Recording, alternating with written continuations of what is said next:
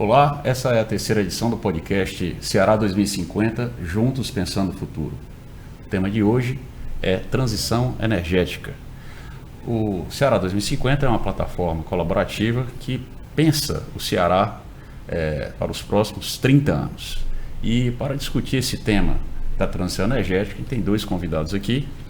O Expedito Parente Júnior, mestre em engenharia química, especialista em biocombustíveis há mais de 20 anos, tendo atuado em diversos países. Inclusive veio da China agora, né? Não é isso, Expedito? Estive lá agora há pouco.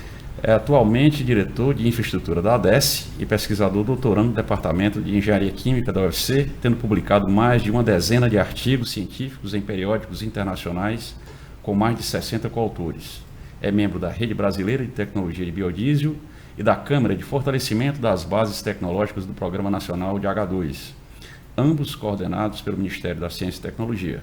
Foi membro da coordenação da plataforma Ceará 2050 durante seu processo de formulação.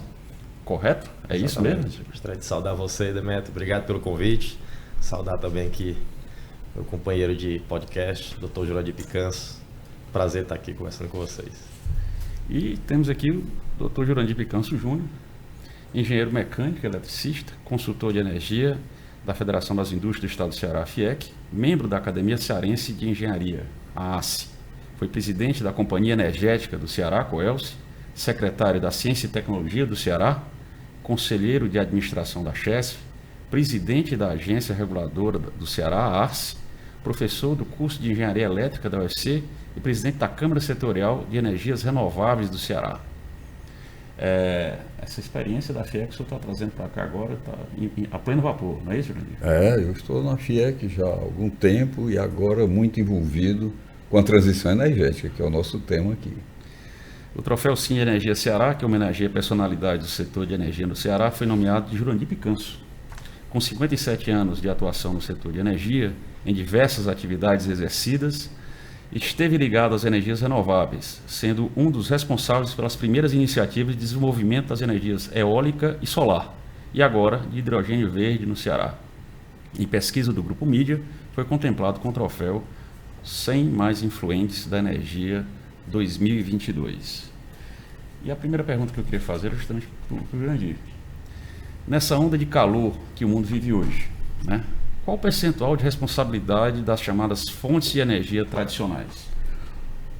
Bom, olha, primeiro eu quero agradecer essa oportunidade porque eu tive uma chance de participar na formulação da plataforma 2050 e para mim é muito importante que haja essa continuidade, haja esse acompanhamento. Mas os fenômenos extremos que estão acontecendo agora, os cientistas que já prognosticaram que o planeta estaria em perigo porque a temperatura estava aumentando, eles atribuem exatamente a esse aumento gradativo da temperatura da Terra.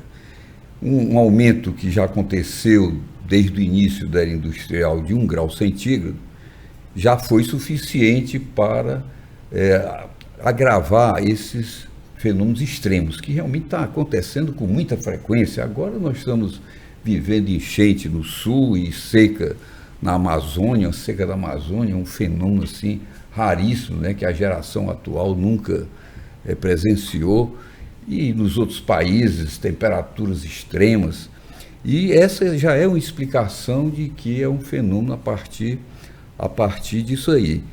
E prognosticaram que, olha, se passar de 2 graus, que já chegamos a 1 grau, se passar de 2 graus, o planeta estará a perigo. Daí porque todos os países assumiram compromissos de tomar providências visando a redução das emissões de gás de efeito estufa, a quem é atribuído esse aumento de temperatura, e todos os países assumiram esse compromisso para até 2050 limitar esse aumento em 1,5 grau. Todos dizem que é um grande desafio, é um desafio enorme porque todos os países têm que participar desse processo. Agora sim, Expedito, a gente está falando sobre transição energética. Fala para o cidadão que nunca ouviu falar em transição energética, assim, de forma didática, o que seria transição energética, o porquê da importância desse debate nos dias de hoje, certamente a partir dessa fala do Jurandir. Perfeito. Hoje o paradigma atual da energia no mundo é a energia fóssil, ainda hoje, né, se nós olharmos toda a matriz energética mundial, ainda é fortemente baseada no petróleo e no carvão. Evidentemente, cada vez mais maior participação das energias renováveis, dos combustíveis renováveis, mas ainda tem uma participação preponderante do petróleo e do carvão, que são fontes de energia que têm um conjunto de vantagens pela sua densidade energética, né? O mundo cresceu em cima dessa energia, mas também traz uma série de debilidades. São insumos energéticos que estão concentrados em poucas regiões do mundo, então isso causa muita insegurança energética para muitos países, né? Muitos países dependem da importação desses insumos, e a gente sabe que isso tem sido motivo, inclusive, de questões geopolíticas, até mesmo conflitos. E também são fontes, por serem fósseis, elas são poluentes, né? Elas causam acúmulo de gases de efeito estufa e consequentemente, contribuem com esses climas extremos, com essas mudanças climáticas que o Dr. Jurandir comentou. E a transição energética significa a gente tentar quebrar esse paradigma e trazer uma matriz energética baseada em outras fontes, de preferência descentralizadas, ou seja, que você possa produzir isso em muitas regiões do mundo, traga mais segurança energética a essas nações, a essas sociedades, mais baratas, ou seja, com custos, por ser descentralizado, esse custo fica menos volátil, né? Diferentemente, quando você tem poucas fontes de determinado insumo, né? A depender da oferta e consumo desse insumo, você tem os custos, os preços internacionais muito voláteis, né? Isso prejudica completamente a economia de um país. E limpo, né? E que seja renovável, que não contribua com o efeito. E a missão da transição energética não só tem esse papel ambiental, né? De trazer, de deixar de contribuir com esse acúmulo de gases causadores de efeito estufa, mas principalmente aqui no Brasil, que já tem uma matriz energética verde, né? Preponderantemente verde, pode ser um grande processo de industrialização, pode ser um grande processo de desenvolvimento econômico, uma vez que nós temos uma grande vocação para essas novas energias, né, da dita transição energética, né? Então isso vem a contribuir aí, tem uma missão econômica, tem uma missão social para desenvolvimento tecnológico, desenvolvimento de novas indústrias, geração de emprego, geração de renda, e o Ceará desponta certamente como um lugar de destaque para isso. Ô Demétrio, eu posso complementar? Pois não, fica à vontade. Porque o que o Expedito falou com relação a essa mudança de paradigma, o que ocorre é que existem vários fatores que são emissores desses gases que são responsáveis pelo aquecimento. Mas o que se constata é que 73% desses gases são resultantes da produção de energia. Ou seja, se não se fizer uma mudança nessa matriz energética, você praticamente não está conseguindo fazer essa mudança. Porque se fala em incêndios, né, de vegetações, na agricultura, na pecuária emite, mas 73% é produção de energia. Então, é preciso reduzir essa emissão de gases, e existem, então, várias linhas que são seguidas exatamente nesse sentido. Uma delas é você aumentar a eficiência. Olhe, se ganha muito se você tiver sistemas eficientes. Existem estudos que indicam que você pode reduzir 25% do consumo de energia para produzir o mesmo. E é muito fácil a gente constatar o que aconteceu com a iluminação, em que houve uma evolução enorme. Os mais antigos conheceram as lâmpadas incandescentes, hoje você tem lâmpadas de LED que produzem a mesma iluminação com um consumo 10 vezes menor do que o que se tinha anteriormente. Então, essa busca pela eficiência é um dos processos importantes. Outro é da eletrificação, porque se você muda a matriz para uma matriz limpa, você tem uma matriz limpa, então você tem condições de eletrificar alguns processos.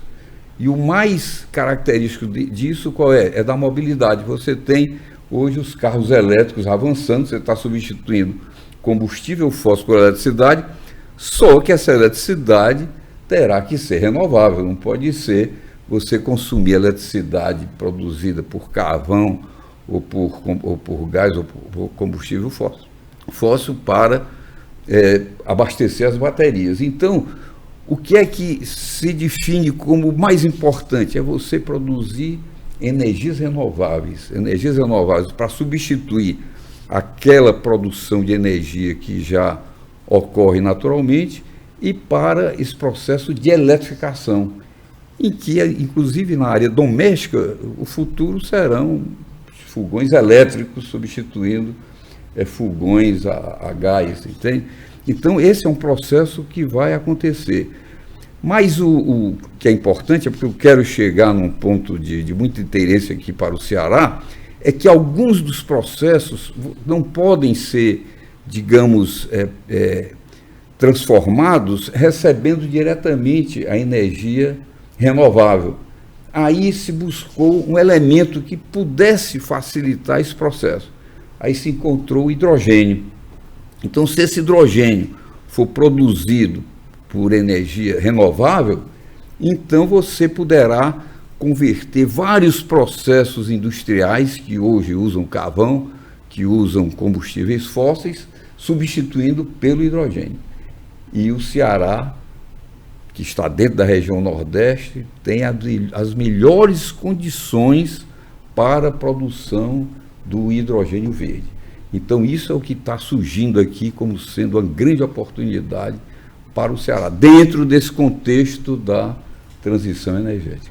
Agora, sim, o senhor falou uma coisa interessante. Então, agora, vendo um conflito que está acontecendo lá no Oriente Médio, né, sem entrar no mérito do conflito entre Palestina e Israel, mas aquela região do Oriente Médio sempre foi uma bomba relógio, né? E, claro, um dos principais motivos sempre foi a disputa por alguns ativos de energia tradicional que tem ali, né, principalmente petróleo. Quando você falou em mudança da geopolítica, você diz respeito justamente a isso. A gente não vai ter essa concentração desse tipo de matriz energética somente em alguns países. Né? Raro alguns poucos exemplos. Né? Em geral, acontece uma situação meramente ao acaso, né? Em que os locais onde tem maior oferta de petróleo, em geral, são países instáveis politicamente. Né?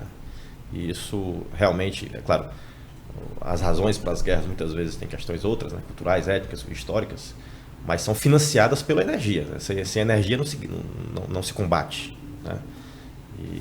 Então a busca, a briga pelo petróleo, pelo gás natural, pela energia de uma maneira geral, certamente faz parte dos conflitos que a gente tem visto aí nas últimas décadas, até no último século.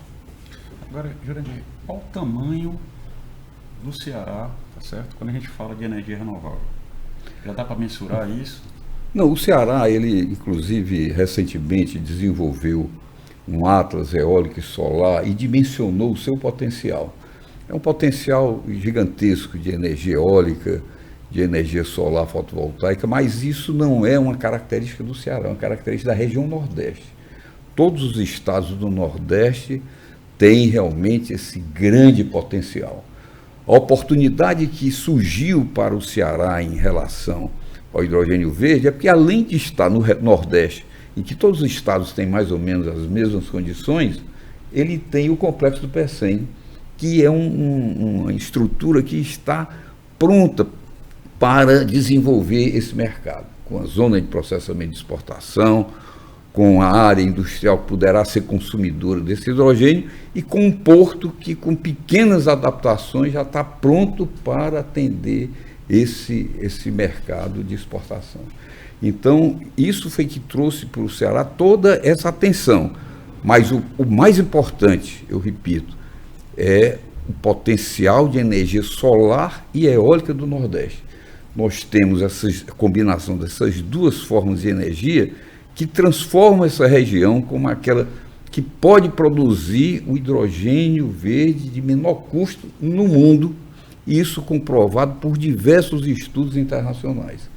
Então, não é uma condição do Ceará, é uma condição do Nordeste, e o Ceará teve como atrativo o Porto do PECEM. Por quê? Porque o mercado hoje se volta para exportação, porque os países europeus estão um pouco mais avançados nesse processo e já demandam a importação do hidrogênio descarbonizado. Então, isso é que trouxe essa nossa oportunidade. Mas o que devemos registrar é que tudo isso é em função do excelente, do gigantesco e potencial de energia eólica e solar da região Nordeste. Combinado esses dois, que raramente acontece em regiões do mundo. Tem excelente energia eólica, mas não tem energia solar com qualidade. Tem essa energia solar, mas não tem a eólica de qualidade. Demetrio, e só complementando o que a gente está colocando, se você tem ideia pelo Atlas Eólico Solar que foi recentemente desenvolvido, a gente estima, né, que o potencial de geração do Ceará em torno de 650 gigawatts de potencial, né? Se você olhar o quanto o Ceará hoje está gerando de energia eólica e solar, apesar de estar passando por uma curva exponencial de capacidade instalada, a gente não ocupa nem 1% desse potencial. Ou seja, há um desafio de demanda, né? Porque o Brasil ele é um país que tem uma demanda per capita de energia muito pequena, já que, dada a estrutura da nossa economia, que é uma economia relativamente pobre comparado com os países desenvolvidos, nós temos um clima favorável, né, para um baixo consumo de energia, e nós não temos fronteira com grandes consumidores de energia. Então, o nosso mercado de energia elétrica é muito um mercado interno, né? E está restrito aí à nossa estrutura da nossa economia, da nossa sociedade, do nosso clima. E o hidrogênio, então, acho que o nosso tema aqui é transição energética, mas certamente o hidrogênio é protagonista dessa discussão aqui. O hidrogênio ele vem como uma estratégia de diversificação, de ampliação e de agregação de valor dessa energia renovável aqui do Ceará. Era isso que eu queria te perguntar, porque, assim, inclusive, conversando com a minha filha, eu pergunto, pai, por que verde? Porque a produção de hidrogênio sempre houve. Qual é o diferencial? Por que você chama hidrogênio verde? O hidrogênio é considerado, ele é dito verde, né? Virou quase que um jargão, quando ele é produzido a partir da eletrólise da água do mar, da água em geral, não necessariamente da água do mar. No nosso caso aqui nós temos a principal fonte hídrica, a água do mar e a água de reuso. Desde que essa eletrólise é quando a energia elétrica é utilizada para quebrar a molécula da água, né, H2O, em H2 e O2. Né? Se essa energia elétrica é renovável, ele é dito hidrogênio verde. E aí há algumas discussões sobre esse jargão, tudo, mas eu diria que já pegou esse nome hidrogênio verde como sendo dessa forma, né, o hidrogênio de baixo carbono.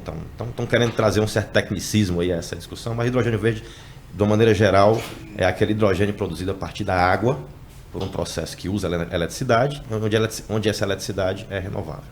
Né? E por que é importante estrategicamente, se a gente olhar para o Ceará 2050, dentro dessa visão de longo prazo, por que o hidrogênio verde ele é de fato um vetor estratégico para o Estado? Né? Como eu disse, é um instrumento de diversificação, de ampliação e de agregação de valor de um grande patrimônio nosso, que é essa oferta, esse potencial de energia eólica e solar. Vou dar alguns exemplos disso. Acabei de dizer que nós temos um desafio de demanda de energia elétrica. Né? Nós temos um potencial enorme e apenas uma pequena utilização. Como é que a gente aumenta essa utilização? O doutor Jurandir falou da tendência de eletrificação, né, da economia, da indústria, e que agora está indo, inclusive, para os combustíveis. Ou seja, além de você eletrificar o carro, o hidrogênio nos permite eletrificar a produção de combustível. Né? Hoje, você pegar a matriz energética brasileira, para cada unidade de energia que se consome de energia elétrica, a gente se consome 4 unidades de energia de combustível. Ou seja, ainda temos uma matriz energética muito fortemente baseada em combustível. Você pode ocupar esse mercado, que 4 vezes maior do que esse, tanto eletrificando, como permitindo com que esse combustível venha da energia elétrica. E o hidrogênio é o principal. Quando você tem hidrogênio e uma fonte de carbono, você pode produzir praticamente qualquer insumo que a gente está vendo aqui nessa sala a partir dessa rota, e não pela rota petroquímica, né, que tradicionalmente se faz. E isso é uma excelente oportunidade para o Ceará, porque pode ser talvez a grande oportunidade de industrialização nossa. Né? O Ceará 2050 ele traz muito isso, né, que a industrialização do Ceará nos últimos 30 anos teve um foco muito grande na interiorização e na geração de emprego. Né? Hoje eu trabalho muito com isso na ADES, né? na interiorização dessa indústria, oferecendo incentivos de infraestrutura, de patrimônio para que essas indústrias se instalem no interior. E o perfil da nossa indústria ainda é aquele perfil da baixa produtividade, da ampla demanda por geração, por emprego, né, que essa é uma carência no interior. O hidrogênio ele traz um novo perfil de indústria, né? É um perfil de indústria muito intensa em tecnologia, de altíssima produtividade, né? E com um mercado gigantesco com potencial de exportação. Inclusive mercado interno também. O Jurandir comentou aqui que o primeiro disparo para a indústria de hidrogênio verde no Ceará tem sido potencial para exportação para a Europa, mas se estrutura nos últimos meses um arcabouço regulatório para que se criar um mercado doméstico, né, de hidrogênio e seus derivados, que historicamente tem sido muito importante na indústria de combustível. Se você olhar para o biodiesel, para o etanol, para o próprio gás natural, para a gasolina, o mercado interno do Brasil tem sido o fator, o principal vetor de crescimento dessas indústrias aqui, e não será diferente no caso do hidrogênio e seus derivados. Agora, Jurandir, uma coisa que sempre é uma curiosidade que eu tenho. A indústria tradicional de produção de energia já tem uma folha corrida bem extensa. E o hidrogênio verde e as energias renováveis são coisas que estão surgindo agora. Do ponto de vista do custo, né? Como é que isso vai se sustentar? Geralmente você que entra com ideia nova, o custo é um pouco maior. Errado? Como é que a FIEC Você tocou num ponto fundamental, porque essas energias que se desenvolveram mais recentemente, a energia eólica e a energia solar fotovoltaica, elas iniciaram a sua exploração com custos elevadíssimos. Mas foi a partir do desenvolvimento da tecnologia, a partir da maturidade do mercado, que os custos foram reduzindo. Os custos eram algumas vezes superior ao custo atual. E hoje, aqui no Brasil, as duas formas de produção de energia de menor custo são justamente a energia eólica e a energia solar fotovoltaica. Hoje, eles estão expandindo essas duas formas de energia, não porque seja simplesmente limpa, mas porque economicamente elas são competitivas. Isso está acontecendo. No setor elétrico está havendo uma expansão do mercado livre, aquele mercado em que o consumidor pode escolher o seu produtor de energia e praticamente 100% dessa energia do mercado livre está vindo de produção de energia eólica ou solar fotovoltaica. Agora, vai acontecer um fato semelhante com o hidrogênio. É uma tecnologia em desenvolvimento. Eletrólise é um processo centenário que já se conhece há muito tempo, desde o início da eletricidade. No entanto, nunca se produziu hidrogênio por eletrólise em larga escala, porque o processo hoje de produção do hidrogênio é utilizando o gás natural, que é mais competitivo, sai mais barato. Só que sai mais barato, mas é poluente. Então, o que é que acontece? Toda a evolução que aconteceu até agora, em que nós temos esse mercado dominado pelo petróleo, pelos derivados de petróleo, pelo gás natural, pelo carvão, tudo isso vai ter que mudar não por uma questão de competição econômica, mas por uma decisão em função do risco que se corre se essa transição não for feita. Agora, de qualquer maneira, os estudos indicam que esse hidrogênio, que inicialmente vai ser mais caro do que o hidrogênio que tem no mercado hoje, vai passar a ser competitivo da forma como aconteceu com as energias renováveis, à medida que a tecnologia avança, que o mercado se desenvolve, as soluções vão ser encontradas e há projeções de que até o final do horizonte que se propõe, de 2050, esse hidrogênio estará de custo inferior ao hidrogênio hoje no mercado. Interessante. Você ia falar? Ia complementar uma questão de custo. Essa pergunta é uma pergunta clássica toda vez que se fala na introdução de uma nova fonte de energia. Isso aconteceu no etanol, no biodiesel, na energia eólica, solar e agora o hidrogênio. Eu tive a oportunidade de participar de forma muito ativa da implementação da indústria de biodiesel no Brasil, né? E eu diria assim que acho que há um aprendizado muito grande na introdução dessas novas energias que o Brasil viveu no passado, que pode ser trazido aqui para acelerar o desenvolvimento da indústria de hidrogênio no Brasil, no Ceará e no Brasil. E eu falo pelo biodiesel, né, que eu participei mais. E na época havia muita essa discussão, né? Quanto é que custa o biodiesel, mais caro do que o diesel, etc. Além de você verificar o preço na ponta ao consumidor, a gente tem que olhar para essas indústrias, mais uma vez, principalmente nessa visão do Ceará 2050, numa perspectiva de economia, numa perspectiva de sociedade, numa perspectiva de cadeia. O hidrogênio, ele não é apenas uma fonte de energia. O hidrogênio, de todas essas fontes que a gente conversou aqui, ele tem uma versatilidade muito grande. A capacidade dele de dinamizar a economia é gigantesca. Todas essas energias têm a mesma coisa. O biodiesel, só para exemplificar, para materializar isso, ao você implantar uma indústria de biodiesel no Brasil, você fomentou toda uma cadeia de suprimento de matéria-prima a partir da agricultura familiar, a partir do agronegócio, permitiu que indústrias se instalassem em regiões rurais que não tinham tradição industrial, permitiu que a introdução desse combustível na matriz de diesel reduzisse as emissões e, consequentemente, os gastos com saúde pública devido a internações, óbitos, devido a doenças cardiorrespiratórias influenciadas pela poluição. Então, existe uma série de externalidades positivas que não é papel do empreendimento ali contabilizar isso, mas é papel de política de Estado enxergar quanto é que vale isso e internalizar isso na conta. O biodiesel fez isso. O biodiesel nós fizemos conta. Quanto vale, quanto de economia se gera para o país para cada ponto percentual que a gente acrescenta de biodiesel ao diesel. Foi feita essa conta, por tudo isso que eu comentei aqui. A gente avaliou todas as externalidades positivas do biodiesel, quanto isso se traduz em termos de economia para a sociedade, e chegamos a um número. São 30 bilhões de reais por ano para cada um ponto percentual que se aumenta na percentual de biodiesel. Isso significa R$50 por litro. Se você for ver quanto é que é um ponto percentual em termos de volume, isso dá R$50 por litro. O biodiesel custa menos de R$5.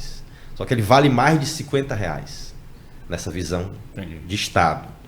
Se você olhar para o hidrogênio, talvez o hidrogênio, quando essa conta for feita, até, Jurandir, acho importante a gente estimular esse tipo de conta, a gente pode surpreender com conta ainda maior. Porque o hidrogênio tem uma maior versatilidade em termos de dinamização de economia do que o biodiesel tem. Né? Então, não é quanto custa o hidrogênio verde, é quanto custa não produzir o hidrogênio. Porque enquanto a gente não estiver produzindo, a gente vai deixar de ter esses benefícios. Né? Então, essa avaliação de custo ela tem que ser vista, principalmente nessa discussão de política de Estado do Ceará 2050, numa perspectiva de cadeia. Sim, tem uma coisa interessante no 2050, que é o modelo de governança, que não é concentrado só na mão do Estado, né? Mas faz um diálogo muito grande com a sociedade civil, empresariado, a academia, tá certo? Qual o papel da FIEC, você que está lá, na FIEC, nesse processo de transição, nessa discussão com o empresariado local? Olha, eu vou citar como o caso prático. Primeiro que a FIEC tem mantido assim, uma relação com o governo do Estado no melhor nível. Tem mantido um relacionamento com a academia no melhor nível, procurando realmente buscar interlocução com a academia, que as pesquisas atendam o interesse dos empresários. Mas existe um exemplo prático do que nós acabamos de falar. Foi a FIEC quem propôs a formação daquele grupo, aquela parceria do governo do Estado, da Federação das Indústrias, da Universidade e o próprio complexo do PECEM, para lançar o hub de hidrogênio verde. Olha, foi no período ainda da pandemia, o Estado é preocupado com a questão da pandemia, mas se identificou naquela ocasião a grande oportunidade do hidrogênio verde. E isso, a FIEC, com o governo, com a academia representada pela Universidade Federal do Ceará e com o complexo do PECEM, apenas anunciaram que o propósito de criar um hub de hidrogênio verde em que essas entidades apoiariam qualquer empresário que se interessasse em desenvolver atividades relacionadas ao hidrogênio verde. O que é que aconteceu? Só em se anunciar, mostrando essa oportunidade da energia renovável aqui do Nordeste e do Complexo do PE100, que empresários do mundo vieram e examinaram, queremos estudar a possibilidade de desenvolver um projeto aqui. Aí veio um, veio outro, já foram 33 empresas que estão estudando a viabilidade de desenvolver um projeto aqui. E a gente sabe que algumas já avançaram, já fizeram licenciamento ambiental, já alugaram áreas, já estão pagando aluguel de áreas. Então, a coisa avançou. Isso mostra aí a integração que tem FIEC com o governo do Estado e com a academia. O presidente da FIEC, o Ricardo Cavalcante, é o maior entusiasta desse processo. Ele tem sido realmente quem carrega essa bandeira do hidrogênio verde aqui no Estado, e o Estado tem feito o seu papel. Isso é que é importante. O Estado tem cumprido o seu papel. A universidade tem cumprido o seu papel. A Universidade Federal, Universidade Estadual, todas estão direcionando seus esforços para capacitação, para o desenvolvimento de pesquisa nesse setor. Esse fato do Ceará é um fato que chama a atenção, porque os empresários que vão em outros estados não veem esse ambiente tão de colaborativo que se encontra aqui no estado do Ceará. A gente tinha falado em programas anteriores aqui no podcast, justamente dessa peculiaridade do Ceará de ter, independente de coloração partidária ou ideológica, o Ceará teve uma sequência de bons governos, certo? Com espírito público, que permitiram a gente chegar onde chegou, né? E o próprio Ceará 2050 desenvolveu alguns projetos, né, nessa área de energias renováveis. Um dos projetos é o Renda do Sol, que inclusive já foi aprovado recentemente na Assembleia Legislativa, né? Você pode falar um pouquinho sobre ele? Posso. O Ceará 2050, ele, lá na sua formulação, né, em 2017 até 2019, foi um trabalho bastante participativo. Eu fiz parte da coordenação daquele momento. E essa coordenação, a gente não foi autor de nenhum daqueles projetos. Ali foi fruto realmente de um processo absolutamente participativo. Foram mais de 4.000 participações. E nós fizemos um trabalho muito grande de curadoria de tudo aquilo que era ansiedade do cearense em ver implementado nesses 30 anos. Então, o Renda do Sol foi nesse sentido, não é que foi uma autoria do Ceará 2050, esse foi um trabalho que já vinha sendo semeado dentro do próprio governo do Estado, e figura importante o Adão Linhares, hoje secretário executivo lá de energias, lá dentro da CEINFRA, teve um protagonismo muito grande na formulação desse programa. Recentemente foi regulamentado, né? E ele tem como objetivo justamente aproveitar esse recurso natural que temos, né, que é o nosso sol, e como é que a gente pode utilizar isso para a geração de renda, especialmente nas regiões mais vulneráveis, né? Existe uma série de limitações, especialmente regulatórias, né, que hoje em dia a dita geração distribuída, ela não permite você vender energia, né, apenas compensar. Salvo pouquíssimas, uma situação muito específica que você consegue caracterizar uma comercialização. Mas existe todo um esforço do governo do Estado, inclusive de influenciar essa legislação, para que a gente possa sim criar uma atividade econômica, né, nessas regiões de maior vulnerabilidade, onde as famílias possam gerar energia elétrica no seu teto ou na sua terra, e essa energia ser vendida, né, ser comercializada, e isso ser uma fonte de renda para essas populações. E no caso do hidrogênio verde, isso será muito bem-vindo por dois motivos. Primeiro, porque há um desafio grande de infraestrutura, né, para a implementação desses projetos, porque a demanda por energia elétrica nesse projeto de hidrogênio verde é uma escala brutal comparada com o que há de demanda hoje na indústria cearense. O Ceará vai ter que fazer em poucos anos, você vai ter que praticamente triplicar, né, a sua infraestrutura de transmissão, para que esses projetos todos, se eles todos forem implementados, haverá um desafio muito grande, né, de como escoar, de como gerar essa energia elétrica aqui no estado. Então, você ter projetos que visem descentralizar essa produção, isso tanto é uma oferta de energia, como alivia né, também as linhas de transmissão. E dá um caráter social, né, por mais que o Reino do Sol não tenha a escala suficiente para alimentar completamente a demanda de energia elétrica desses projetos todos de hidrogênio, mas ele, além dele dar uma contribuição, ele traz um caráter social para essa indústria, que na minha opinião é muito importante. Mais uma vez eu faço um paralelo ao que foi feito na indústria de biodiesel. Na indústria de biodiesel hoje se consagrou o chamado selo biocombustível social. Hoje 100% do biodiesel produzido no Brasil, 100%, isso é uma inovação brasileira, você não vê isso em outro país, 100% do biodiesel produzido no Brasil são de produtores que detêm desse selo biocombustível social. E o que é isso? Detêm este selo aqueles produtores que comprovam que 30% da sua matéria-prima vem da agricultura familiar, né? Que são mais de 100 mil famílias impactadas, 3 bilhões de reais. Eu diria o seguinte, que é o maior programa de compras governamentais que o Brasil já viu, sem ter R$1 do Tesouro.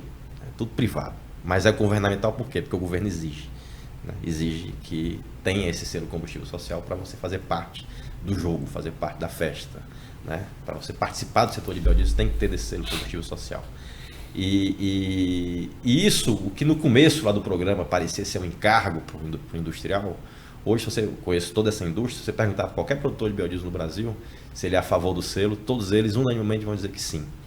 O selo combustível social é o grande guardião desse programa, né? Recentemente o preço da soja descolou do preço do petróleo. Antigamente a soja e o petróleo tinham a mesma variação, né? Então, de maneira que subiu os preços da soja, mas também subia do petróleo, então isso não tinha tanto impacto na competitividade do biodiesel. Recentemente ele descolou, a soja aumentou de preço, mais do que do petróleo. E aí o biodiesel ficou em xeque, né? O que segurou o biodiesel foi o selo combustível social, né? Politicamente ninguém foi capaz, né, de interromper esse programa, dada o benefício social que ele tinha. Algo similar a gente pode pensar isso no caso do hidrogênio verde, com inteligência, sem prejudicar a implementação desse programa. Pelo contrário, que seja um instrumento ainda maior de competitividade. O europeu, que é o principal mercado hoje comprador desse hidrogênio, olha para isso com muito bons olhos, né? O mercado europeu ele precifica esse atributo social dos produtos em geral, né? Não será diferente no caso do hidrogênio. Então acho que seria algo inteligente associar a renda do sol ao programa de hidrogênio verde. Agora tem algumas questões que eu queria que vocês comentassem. Primeiro, da mesma forma que acho que há um consenso em relação à continuidade de bons governos aqui no estado do Ceará que permitiram um planejamento estratégico a longo prazo, a gente não nota essa continuidade nas prefeituras. Porque quando você fala em renda do sol, você está falando também do microestado, né, que está ali localizado naquela região específica. As prefeituras mudam,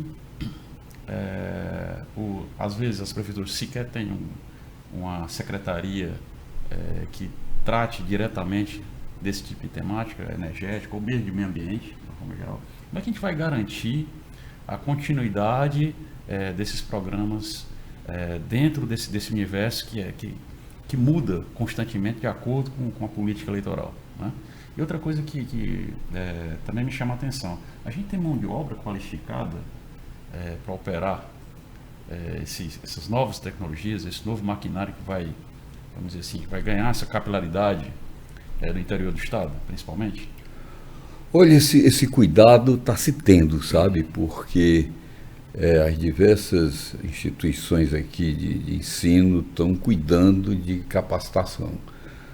O caso que eu conheço mais de perto, que é o Senai. O Senai, olha, está voltado para a capacitação desse novo segmento, viu? Já com cursos voltados para a capacitação na área do hidrogênio verde, já vem há algum tempo com cursos na área de eólica, solar, recuperação de pás eólicas. Olha, todo tipo de curso, uma gama realmente de profissionais que são formados pelo Senai nesse segmento.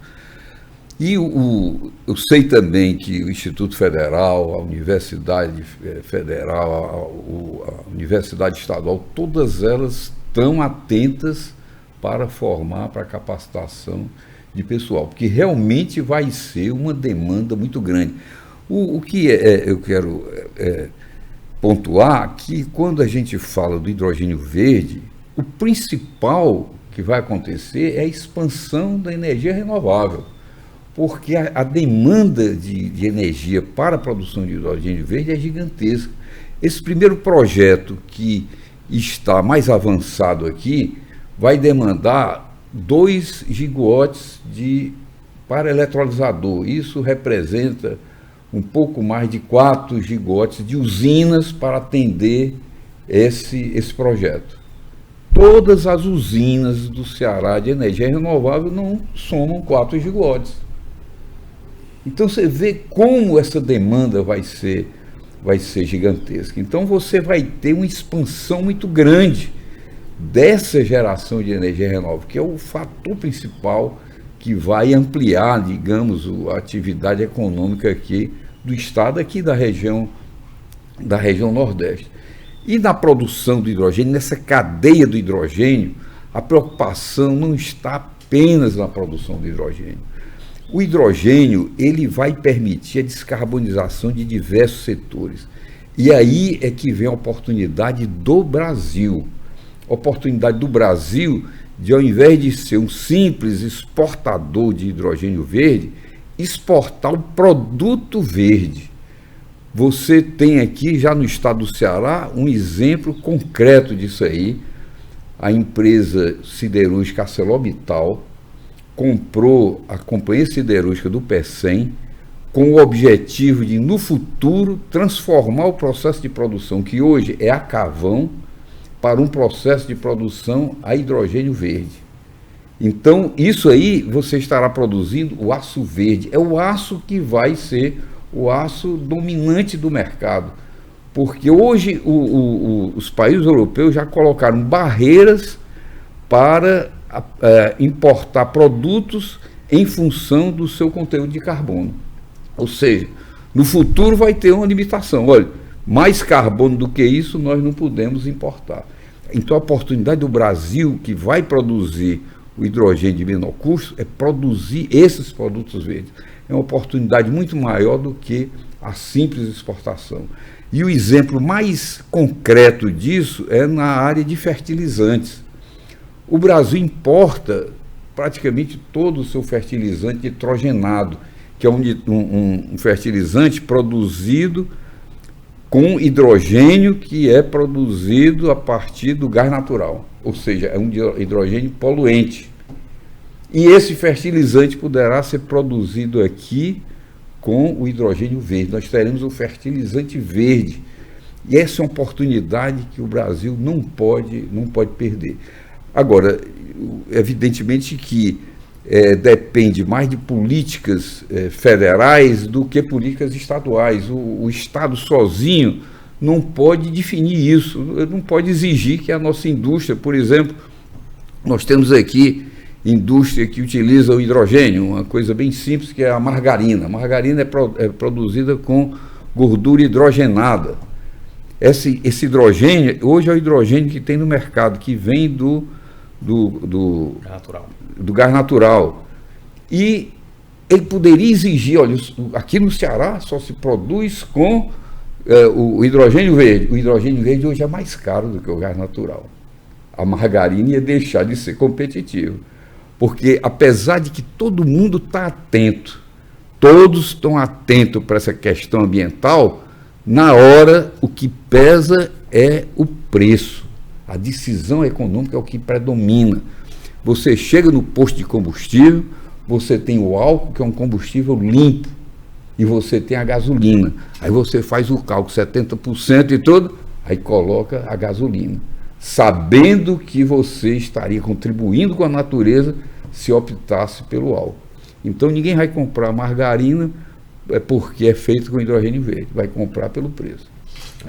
E usando esse exemplo aí, o governo, em política de Estado, obriga a mistura de etanol na gasolina. Então nós, mesmo este que optou pela gasolina, ele está consumindo etanol porque tem etanol dentro da gasolina. Essa é a importância da política de Estado. A gente está chegando já ao final do programa. Você esteve recentemente na China, Expedito. foi trazer algum tipo de investimento aqui para o estado do Ceará? Tem alguma novidade? Na China a China eles têm um ecossistema de inovação muito forte, né? Muito em Pequim, a Tsinghua University, que é como se fosse o MIT, se mal comparando, como se fosse o MIT lá da China.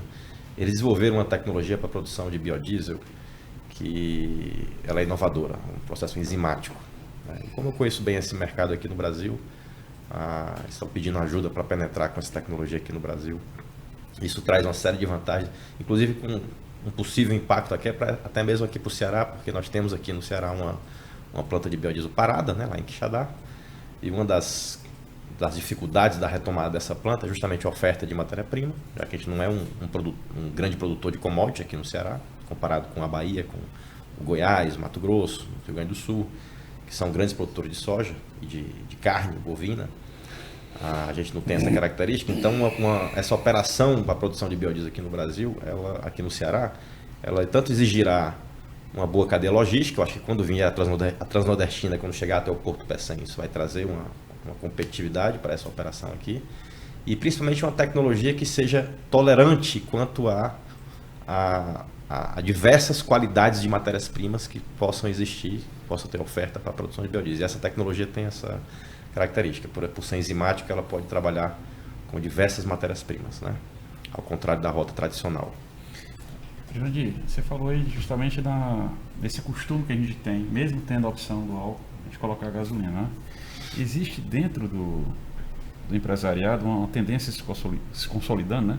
Do ESG, ambiental, social e governança. Tá? Como é que a FIEC também está trabalhando isso? Essa mentalidade está chegando no empresariado local? Olha, é uma das bandeiras da FIEC, o ESG.